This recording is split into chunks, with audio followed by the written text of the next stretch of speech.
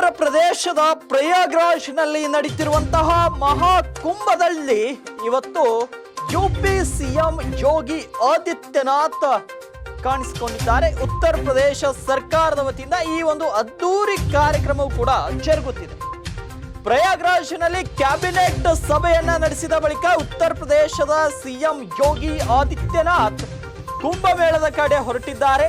ತಮ್ಮ ಸಚಿವ ಸಂಪುಟದ ಮಂತ್ರಿಗಳೊಂದಿಗೆ ವಿಶೇಷ ಡೋಣಿಯ ಮೂಲಕ ತ್ರಿವೇಣಿ ಸಂಗಮಕ್ಕೆ ತೆರಳಿ ಪವಿತ್ರ ಸ್ನಾನವನ್ನು ಮಾಡಿದ್ದಾರೆ. ಸಿಎಂ ಯೋಗಿ ಆದಿತ್ಯನಾಥ್ ಮತ್ತು ಡಿಸಿಎಂ ಕೇಶವ್ ಪ್ರಸಾದ್ ಮೌರ್ಯ ಮತ್ತು ಬಜ್ರೇಶ್ ಪಾಠಕ್ ಸೇರಿದಂತೆ ಸರ್ಕಾರದ ಇತರೆ ಮಂತ್ರಿಗಳು ಕೂಡ ತ್ರಿವೇಣಿ ಸಂಗಮದಲ್ಲಿ ಪ್ರಾರ್ಥನೆಯನ್ನ ಸಲ್ಲಿಸಿದ್ದಾರೆ. ಇನ್ನು ಯೋಗಿ ಅವರು ತಮ್ಮ ಸಂಪುಟವನ್ನ 2ನೇ ಬಾರಿಗೆ ಕುಂಭಮೇಳಕ್ಕೆ ಕರೆತಂದಿದ್ದಾರೆ. 2019ರಲ್ಲೂ ಕೂಡ ಕುಂಭಮೇಳದ ಸಂದರ್ಭದಲ್ಲಿ ಯೋಗಿ ತಮ್ಮ ಸಚಿವರೊಂದಿಗೆ ಮೊದಲ ಬಾರಿಗೆ ಪವಿತ್ರ ಸ್ನಾನವನ್ನು ಮಾಡಿದ್ರು. ಹಾಗಾಗಿ ಇವತ್ತು ಕೂಡ 2ನೇ ಬಾರಿಗೆ ತಮ್ಮ ಸಚಿವ ಸಂಪುಟದೊಂದಿಗೆ ಯೋಗಿ ಈ ಒಂದು ಪವಿತ್ರವಾದಂತಹ ಮಹಾಕುಂಭದಲ್ಲಿ ಭಾಗವಹಿಸಿರುವಂತಹ